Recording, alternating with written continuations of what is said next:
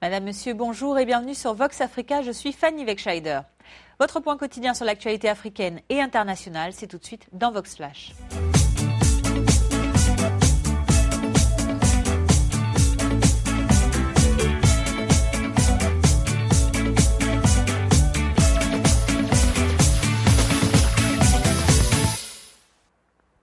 Ouvrons notre flash information de ce jeudi 7 janvier en Centrafrique.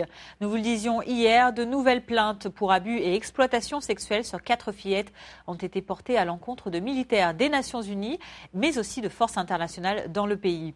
Hier, le chef Abangui de la MINUSCA, la mission des Nations Unies en Centrafrique, a promis des sanctions fortes. Parfait Onanga Anyanga souhaite établir les responsabilités dans ces allégations.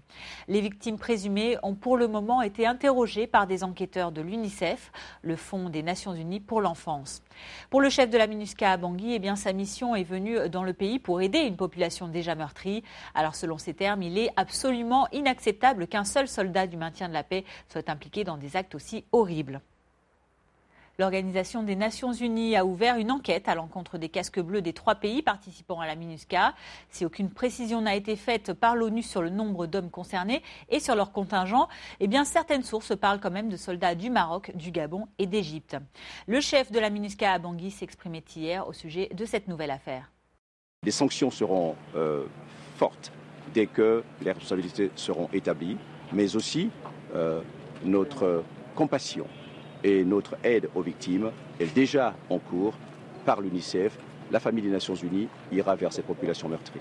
Les allégations semblent indiquer que les forces impliquées ne sont pas que des forces de la MINUSCA et je travaillerai avec tous les partenaires ici en Centrafrique pour établir l'étendue de la responsabilité et pour qu'ensemble nous puissions travailler à mettre fin à cet horrible fléau. Le commandant de la force et le commissaire de police sont à pied d'œuvre pour élaborer la mise en place d'un mécanisme de police qui permettra justement de mieux contrôler nos propres troupes, mais aussi il aura une vocation préventive en dissuadant justement de potentiels auteurs de ces horreurs.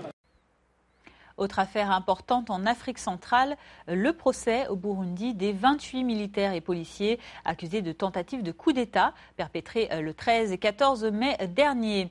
Hier, dans son réquisitoire devant la Cour suprême, le ministère public a requis une peine de prison à perpétuité à l'encontre des hommes poursuivis. Pour lui, les prévenus ont commis, je cite, de graves crimes et méritent donc la plus lourde sanction prévue par les lois du Burundi. Fin de citation. Au-delà de la servitude pénale à perpétuité qui a été demandée, il a également été requis une peine complémentaire d'interdiction d'exercer une fonction publique pendant 20 ans. Quant aux parties civiles, elles demandent des dommages et intérêts d'un montant de plus de 18 milliards de francs burundais, l'équivalent de 10 400 000 € environ. À noter que les accusés assument, eux, totalement leur acte. Pour eux, ils n'ont fait que défendre l'unité nationale, la Constitution et l'accord d'Arusha. En Afrique de l'Ouest, le journal gambien d'opposition Freedom Newspaper a révélé une nouvelle fracassante. Une circulaire a été distribuée dans l'ensemble des institutions publiques de Gambie, instaurant le port du voile obligatoire pour toutes les femmes fonctionnaires.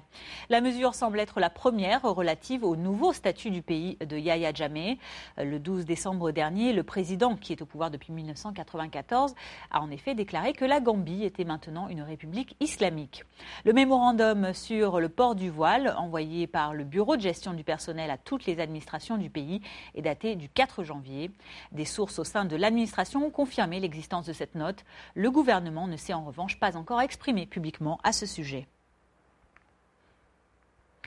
Précisons que quand il a proclamé son pays République islamique de Gambie le 12 décembre dernier, le président Yahya Jammeh avait pourtant promis qu'aucun code vestimentaire ne serait imposé aux femmes. Au nord du continent, la scission au sein du parti présidentiel tunisien Nida Tounes est désormais officielle. C'est l'un des cofondateurs et secrétaire général du parti, Mohsen Marzouk, qui a annoncé la nouvelle hier, et ce à une semaine du 5e anniversaire de la chute de l'ancien président Zine El Abidine Ben Ali. Depuis la création de Nida Tounes pour porter M. Béji Caïd Essebsi au pouvoir, les divergences n'ont jamais cessé de s'accroître, notamment lorsque le camp de Mohsen Marzouk a exprimé sa gêne devant la coalition du parti avec les islamistes du parti d'Ennahda. Le courant adverse, représenté par Hafed Kaïd Essebsi, le fils du président, a en revanche toujours défendu cette alliance. Le nouveau parti de Mohsen Marzouk devrait voir le jour le 2 mars prochain. Dans la Libye voisine, les combats entre des gardes d'installations pétrolières et l'État islamique ont mis le feu à au moins 4 réservoirs de pétrole dans le nord du pays. Selon des autorités libyennes, l'incendie a été observé lundi autour du terminal d'Al-Cedra, le plus grand site de stockage de pétrole en Libye, ainsi que celui de Ras Lanouf, à l'est de Sirte. Ces attaques de l'EI interviennent alors que l'ONU s'efforce toujours, vous le savez, de mettre en place un gouvernement d'union nationale en Libye. Pour rappel, le pays est en proie au chaos depuis plus de 2 ans maintenant et 2 autorités rivales se disputent le pouvoir. L'une qui est basée à Tobrouk, qui est reconnue par la communauté internationale, et l'autre qui siège dans la capitale Tripoli. État des lieux de la situation avec cet expert britannique de la situation en Libye, pour qui l'avancée de l'État islamique représente un réel danger. La Libye manque d'un gouvernement. Elle a 2 gouvernements faibles qui n'ont pas été capables d'établir un accord de paix incluant toutes les forces armées de ces 2 gouvernements. C'est le résultat de la guerre en Libye, durant laquelle il n'existait pas d'opposition unie face au colonel Kadhafi. Et lorsque Kadhafi a été chassé, le pays est passé sous le contrôle de différentes milices de ces gouvernements. En partie à cause de ce vide créé par l'absence d'un gouvernement crédible en Libye, l'État islamique a pu mettre le pied en Syrie, en particulier à Sirte, ancien berceau du pouvoir de Kadhafi, et il menace de s'étendre et d'étendre leur territoire vers le centre de la Libye. Et Malcolm Chalmers évoque à présent les risques qui sont encourus si la situation persiste. Écoutez-le. Il y avait un vrai danger dans le cas où ils arriveraient à prendre le contrôle des terminaux pétroliers, qu'ils réussissent à vendre ce pétrole, ce qui générerait de l'argent et leur permettrait de former un quasi-État dans le même genre que ce qu'ils ont fait en Syrie, en Irak et dans le nord de la Libye. Et vu l'état de faiblesse dans lequel se trouve l'État libyen et les 2 gouvernements, les chances qu'ont les forces militaires locales de repousser l'État islamique diminueraient à mesure qu'il se renforcerait économiquement.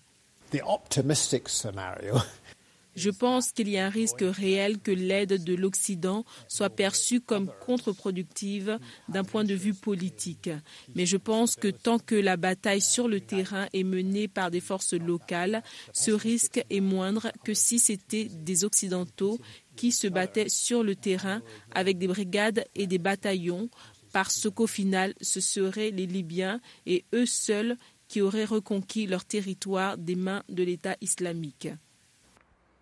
À l'international, cela fait ce 7 janvier tout juste 1 an que les locaux de la rédaction de l'hebdomadaire français Charlie Hebdo ont été la cible d'un attentat djihadiste meurtrier. Alors pour commémorer ce terrible attentat qui a vu la mort de nombreux journalistes notamment, dont des grands dessinateurs du célèbre canard satirique, les autorités françaises ont vissé des plaques en l'honneur des victimes. Une plaque à la mémoire de Ahmed Merabet, un policier tué boulevard Richard Lenoir alors qu'il tentait de stopper les djihadistes dans leur fuite, a été dévoilée hier. Le président français François Hollande, le Premier ministre Manuel Valls ainsi que la maire de Paris Anne Hidalgo se sont recueillis sur le site du drame après avoir inauguré une première stèle, celle, je cite, à la mémoire des victimes de l'attentat terroriste contre la liberté d'expression perpétré dans les locaux de Charlie Hebdo le 7 janvier 2015.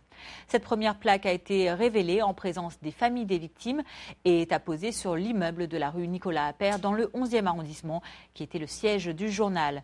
Une gerbe a été déposée également et une minute de silence observée. 1 an après les terribles attentats de Charlie Hebdo et de l'Hypercacher le 9 janvier à Paris, de nombreux livres et magazines reviennent sur ces journées qui ont changé la France pour tenter d'assouvir ce besoin de comprendre. Dans le livre « Et soudain, il ne riait plus », 4 journalistes et une documentaliste ont rassemblé des témoignages d'une centaine de personnes ainsi que des milliers de pièces de l'enquête pour faire le récit minutieux de ces drames. Je vous propose d'écouter cette interview de Marie-France Etchegouin, co-auteure de ce livre. On a essayé, non pas de parler à la place des gens, mais de les faire parler à chaque fois. C'est-à-dire qu'on est à la fois du côté des victimes et de l'horreur, de ce qu'ils vivent au moment où ils le vivent, mais aussi on voit les terroristes et les djihadistes en action. On voit comment ils parlent, on voit ce qu'ils disent, on voit à la fois leur froideur, leur folie, leur idéologie, souvent absence d'état d'âme total, que ce soit dans la façon dont ils tuent, la façon dont ils vont essayer de contacter les journalistes à un moment donné. On raconte comment ça se passe dans la rédaction, dans chacune des rédactions.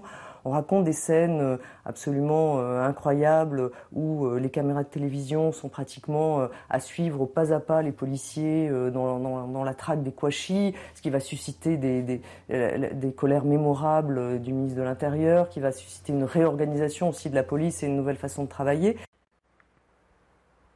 C'est la fin de ce Vox Flash du jeudi 7 janvier. Merci à vous de l'avoir suivi. Je vous donne rendez-vous demain, vendredi, pour votre point quotidien sur l'actualité.